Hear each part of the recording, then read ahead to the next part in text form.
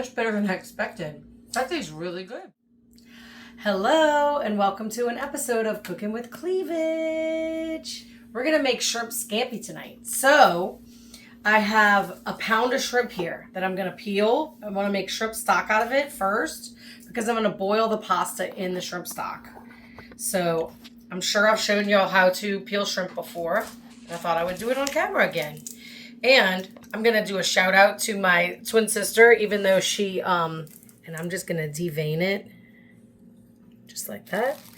My twin sister, the reason why I was giving her a shout out, even though I know she doesn't really watch my show, is because she always tells me her husband always tells me I make things too hard because I still cook rice on the stove. That's one of his reasons, one of his examples.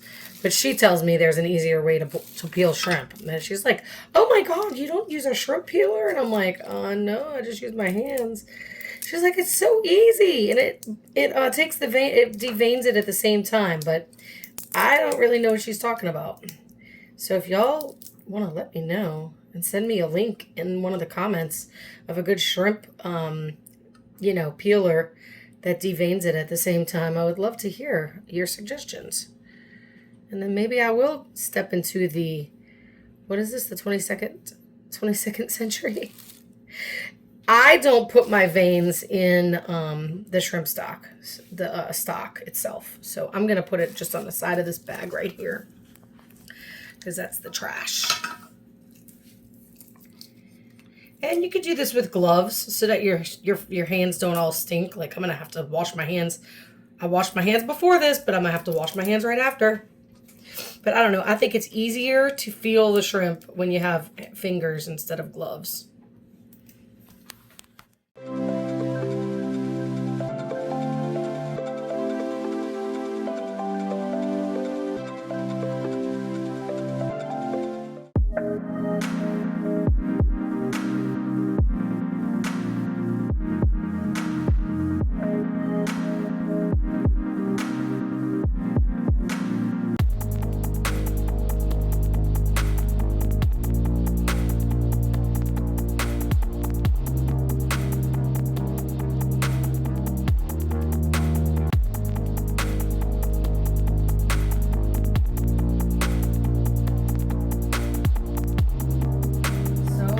Add water to this pot where the shells are so that we can make the shrimp stock.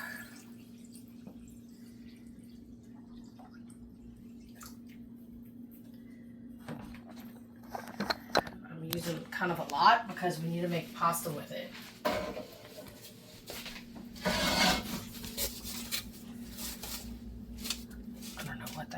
Okay, so turn it on. I have it on my burner that's a quick boil, just to get it boiling.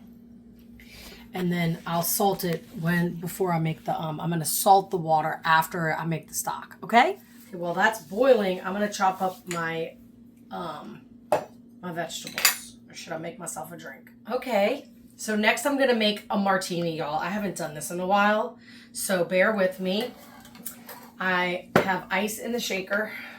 I'm going to add some dry vermouth, but I'm just going to add it to the ice like that, just to coat the ice with it. You don't even have to mix it like this, but I will give it a little swirl.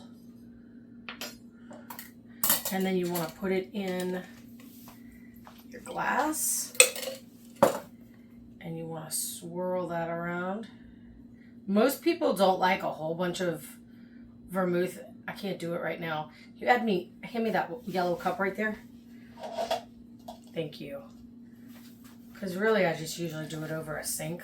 So you just want to coat the glass with the vermouth. The Boston Bartender's Guide will ask for like a whole quarter of a shot or something like that of dry vermouth. Most people don't want that much dry vermouth. You will get a lot of older people who are used to having the old, but a lot of them aren't even alive anymore. Okay, so then you want to use maybe 4 counts 1, 2, 3, 4. I'm going to see if that's enough for a martini. If not, it's fine. I'll have a small martini. If it's big, it's okay. I'll have a big martini. But I usually have dirty martinis or martinis with olives. But I don't have any olives today. So I'm just gonna do a martini with a twist. A lot of people like the twist.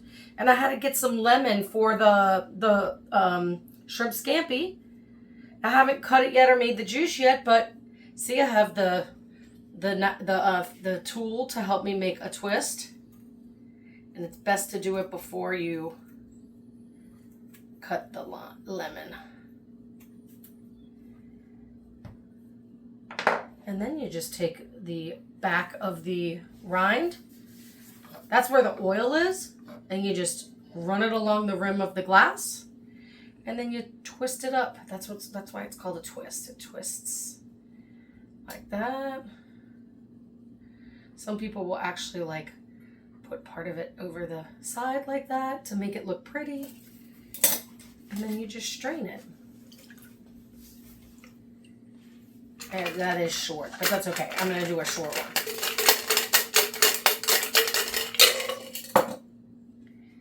And that's a martini, y'all. Cheers. And you're going to be like, that's strong. A martini is strong. A martini is just liquor. That's all it is.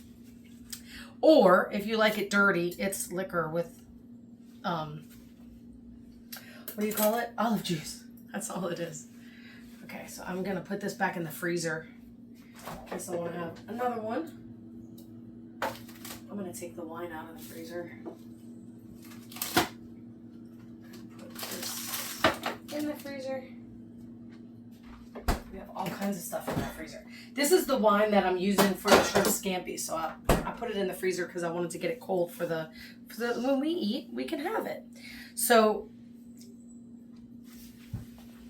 thank you. I love when I don't have to talk to my cameraman and he knows what I want. So I'm going to cut the, what is it called? The skin off the onion. And I'll just put this on the side because I compost, so I'll just put that in my composter. Okay. The recipe calls for half of an onion. I got these beautiful Vidalia onions, y'all. And I think I have to take this next layer off too because but I'm going to keep it on that one because I'm not using that onion yet, so it can keep it. I probably could take that off too. Okay, that little layer, the thin little layer.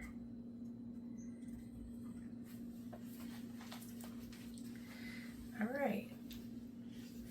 right, there we go. So the best way to cut an onion is to keep this part so that it stays together, to chop it, and then you just cut little slits like this. And that little head will keep it all together. I'm pretty sure I've shown y'all this before. But since there's really not that many vegetables in this dish, I figured instead of getting my chopper out, my processor, I would just chop it by hand real quick. And then I don't have to clean anything except the chopping board. And then you just chop it. And see, it comes out perfectly chopped.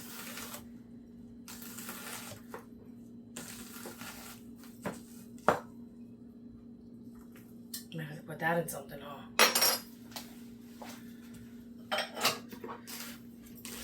Thank you. And then you just cut it.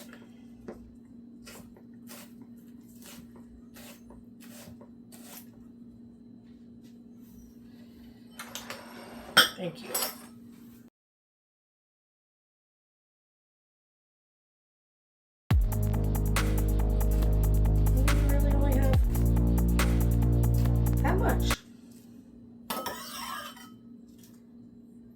See? You got it all. So I'm going to put all this in my bowl so I can chop the garlic.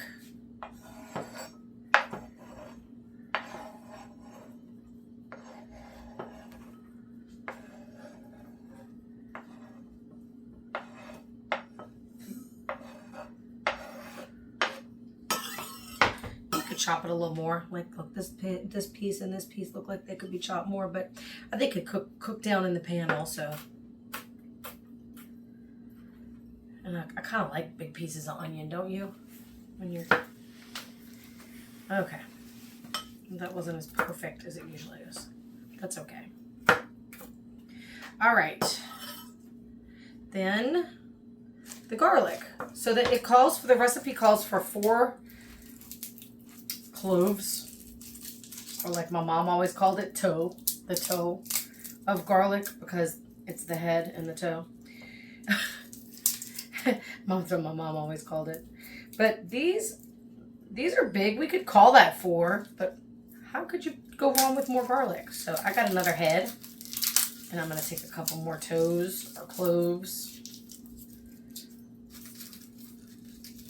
I'll take another big one. Take that one. Okay, and then the best way to peel it is just to crack that shell. It looks like that's got a little something on it right there. Don't do this at home. You're not supposed to ever put the knife towards you, but I'm doing it real quick like.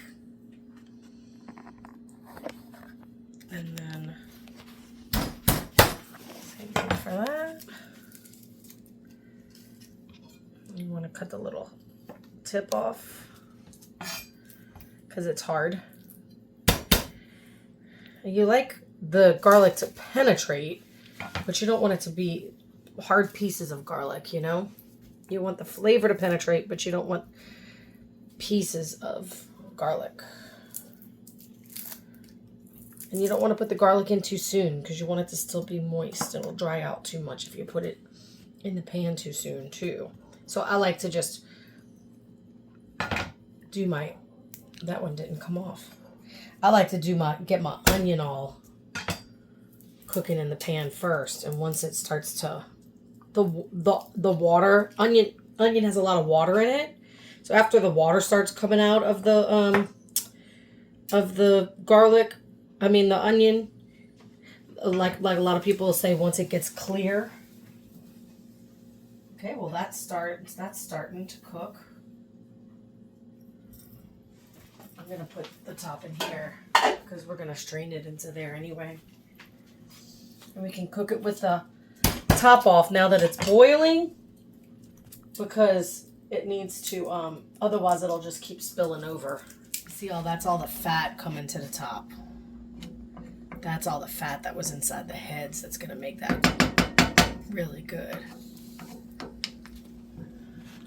You really need to only cook this while we're getting the vegetables ready, really.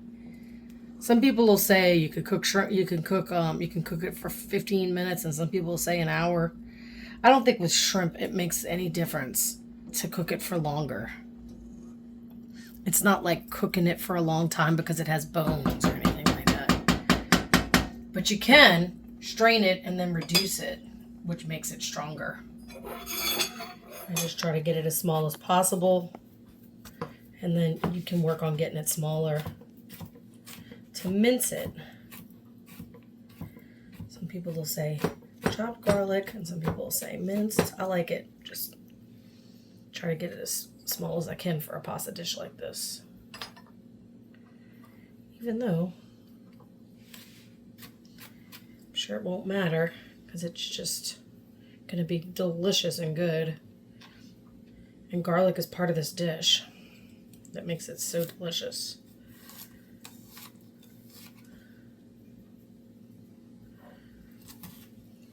This might have been good in the processor.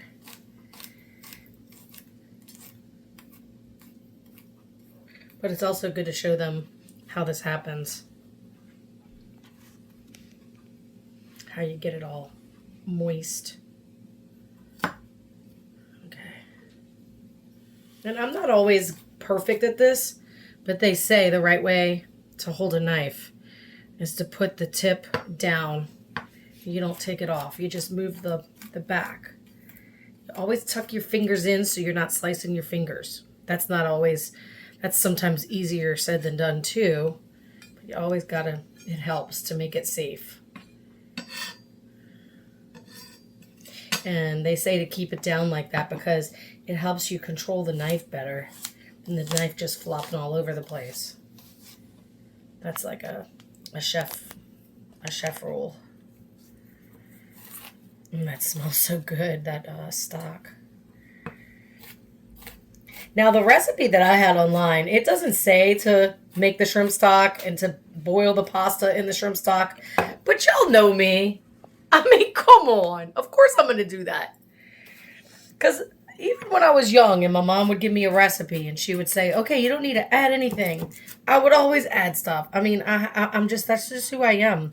I like to experiment and I like to try different things. I think I did that baked salmon for y'all, Mom, and I told y'all that. My mom was like, all you need is I forget the ingredient, even the 3 ingredients she told me to use. It was like water, soy sauce, and green onions or something. And of course I added the ginger and the garlic and the lemon. Yeah. How could you not? Okay, now I'm just going to chop it all up. And then you just want to chop it up as well as you can. And then what I do is I get the garlic kind of all together. Some of it's bigger than others. Some bigger pieces. And then I just chop it like that.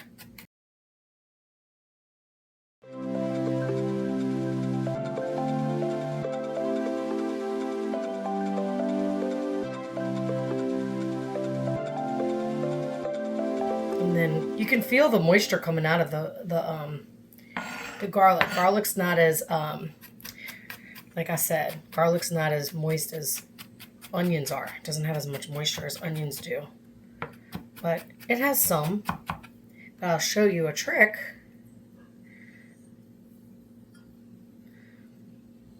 I'm gonna get the salt. Because I don't know if you've ever fried eggplant. Jay doesn't like eggplants, so I've never done that on here. You like the fried eggplant though, don't you? Mm-hmm. So maybe we could do that one day. But the same way you use salt to, once you slice all the eggplant, you use salt to pull the seeds out and pull the moisture out of the eggplant. You can do the same thing with garlic. So I'm going to show you. You take a little bit of salt and you put it on there. And then you chop it. And you're chopping the salt with it. That's how you make like a garlic paste with it. Because you can feel how much more moisture is coming out. And then you can press it. And that presses more moisture out. And then see how much more moist it is now? It's not dry anymore. Can you see it on the camera? How shiny it is now? Because the salt pulled all the moisture out. It's pulling all the moisture out to help it easier. It's easier to cut that way. Okay, I think that's good. But y'all got the point that I'm talking about with the moisture. All right, so first I'm going to turn on my skillet.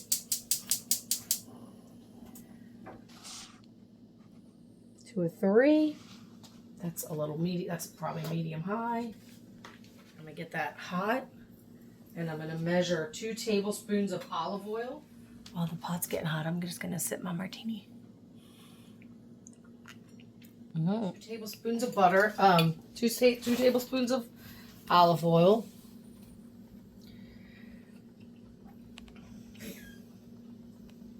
I'm going to use 4 tablespoons of butter. This is 4 tablespoons. I measured it before we started the show. You just want to melt that down together. You can see it's all melting. That looks good already, doesn't it?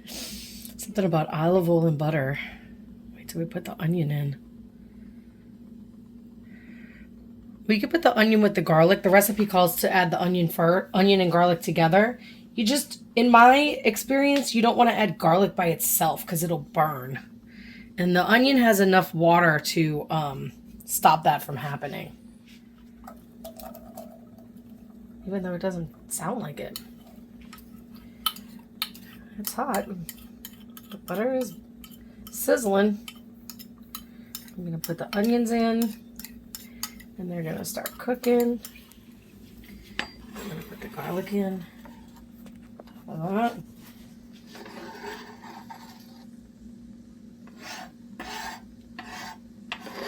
You want to actually scrape any of your vegetables off of the pan with the back of the knife.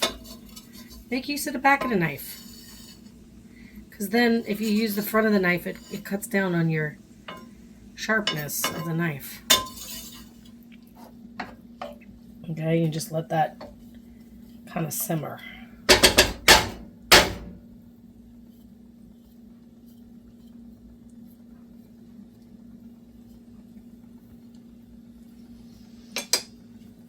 Let that simmer until the onions are translucent, they say. Okay. So the recipe says to season after you put everything in. I've always been told by chefs to season as you go. So I'm going to add some salt and I'm going to add some pepper. It calls for black pepper. You can use black pepper. Y'all know it. I'm not a big fan of black pepper. So I am using Tony Sachere. It's got a lot of red pepper in it.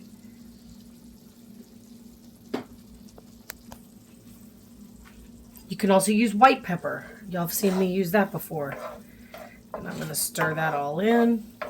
I am going to squeeze the lemons now. Oh, juice the lemons, I should say. Okay, this is a big lemon, Paul. Maybe I should use half of that.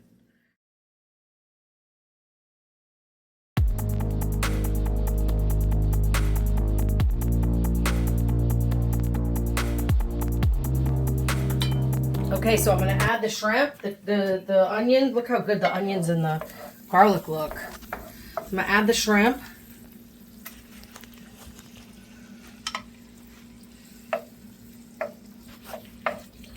And it says to cook it for 2 to 3 minutes. But really, you can tell when shrimp start to cook.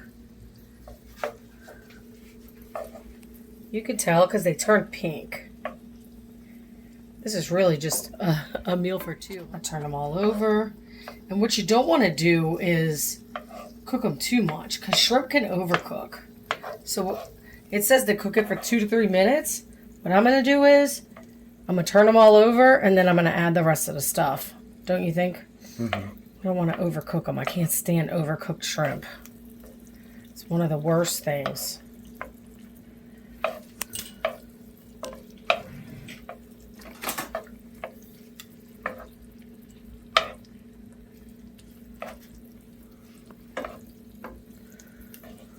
Okay, I'm going to add it says to add juice of 2 lemons. I don't know, after that fiasco, I don't know how much this is, but we're going to add, I think that's about 2 lemons.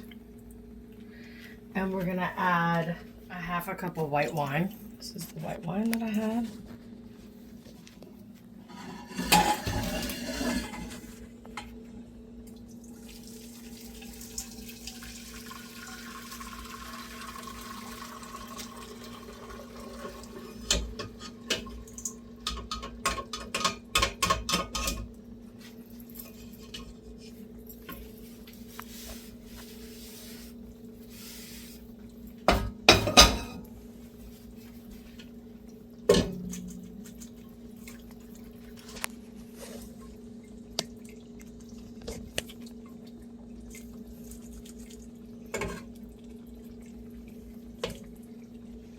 Okay, we're going to add a little bit of water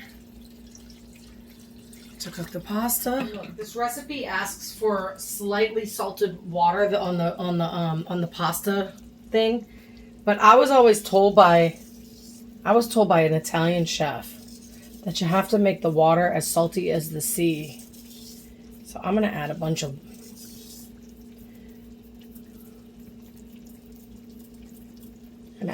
salt and see if that works. And I'm going to salt this and pepper this again.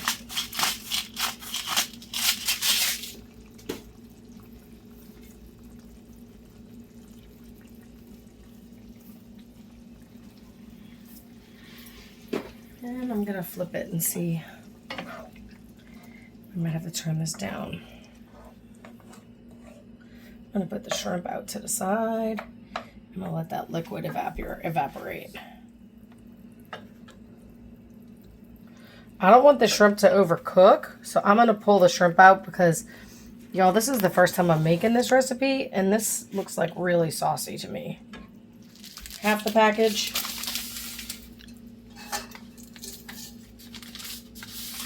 Maybe a little more. I'm getting me the tongs. And I'm just gonna place them all in there.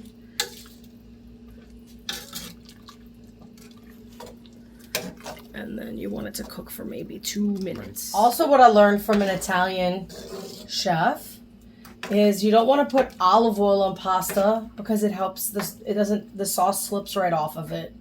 A lot of people think if they put olive oil in the water, it'll keep the pasta from sticking. But what you want to do is take some of the pasta water out before you strain it. It doesn't matter how much. You want to at least have a half a cup, if not a whole cup. Strain it. Shrimp back to it. And I'm going to add some of the pasta.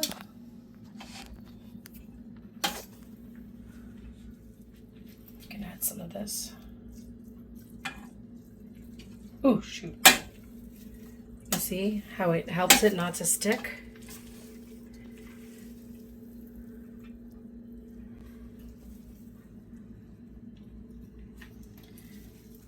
I'm going to turn this off because you don't want the pasta to keep cooking and you don't want the shrimp to keep cooking. So what you do is you just toss the pasta with everything.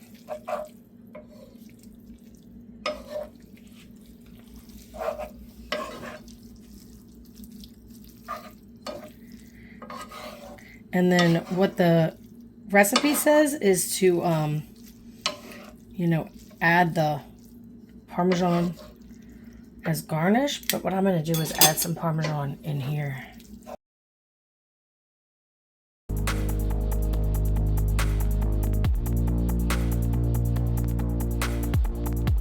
The recipe calls for half a cup, but y'all, just be generous with the Parmesan. What do you think about that? Got to break a couple of them up.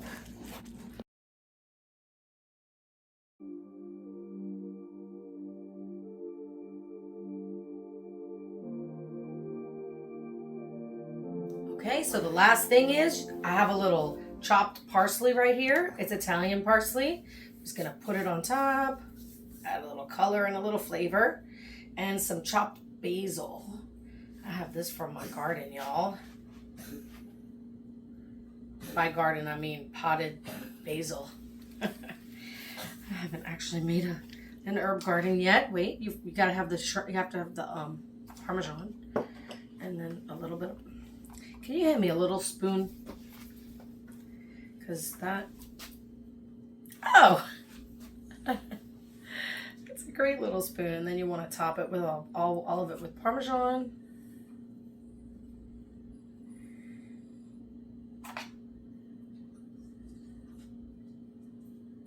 I'm gonna try it and see how it is. First, I'm gonna get us some wine to have with it. I'm gonna pour Jay a little bit because we bougie. We got these cups like that. We bougie. I got the Yeti. Okay. Cheers.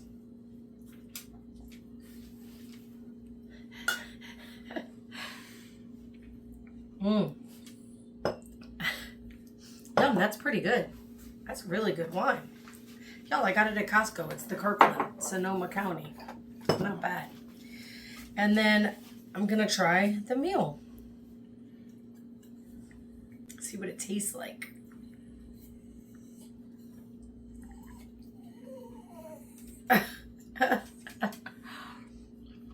Mmm. than I expected. That tastes really good. But y'all, I am on a quest for an even better shrimp scampi recipe. There has to be a better shrimp scampi recipe out there. And somebody who tells me to put the shrimp in before the white wine and let it cook while the pasta's cooking, and then the shrimp would be overdone by then. I had to take my shrimp out, but y'all, and also the recipe, we're going to post the recipe in a link below. The recipe said it takes 15 minutes. It's easy. Maybe peeling the shrimp took 15 minutes. But they also probably talked about not peeling the shrimp, because they probably could use frozen shrimp or shrimp that are already peeled or something like that. But to me, this recipe, even the cooked part of the recipe takes longer than 15 minutes. Don't y'all think? But delicious. Anyway, that was my attempt at making a shrimp scampi. Can you believe I've never made shrimp scampi? Never made it. Never even thought about making it. Can't even believe I never made it. Jay was like, let's make some shrimp scampi. The shrimp are really good right now. I'm like, yeah, let's make some shrimp scampi. That's right. And we made some shrimp scampi, y'all. Well, I'm going to go enjoy this shrimp scampi. I hope y'all go make some shrimp scampi and enjoy it too. And thanks for joining me for another episode of Cooking with Cleavage.